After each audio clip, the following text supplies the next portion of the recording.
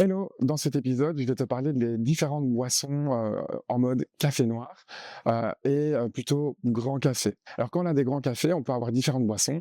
On va avoir le longo, on va avoir le long black ou l'allongé, on va avoir l'americano et on peut avoir évidemment du café filtre. C'est quoi la différence? Le longo, c'est un café qui sort de la machine et en général, c'est l'enfer. C'est une surextraction, c'est un café amer.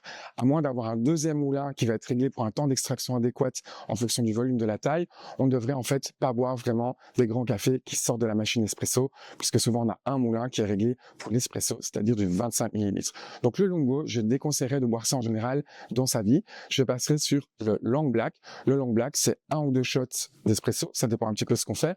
Mais en tout cas, c'est un café qui va être allongé avec de l'eau. Et d'ailleurs, techniquement, on met d'abord l'eau et ensuite on fait couler l'espresso pour essayer de conserver la créma et simuler un lungo, mais mieux fait.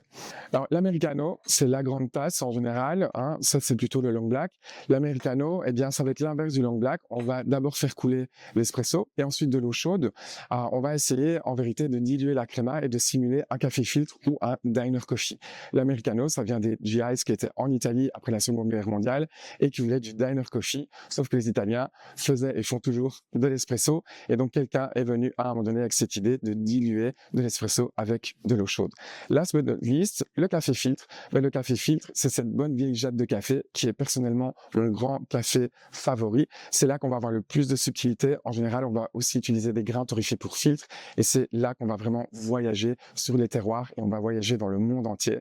Je vous préconise vraiment de consommer plus de filtres dans votre vie. C'est beaucoup de bonheur et surtout une dimension de plaisir. Ben, à bientôt pour un prochain épisode.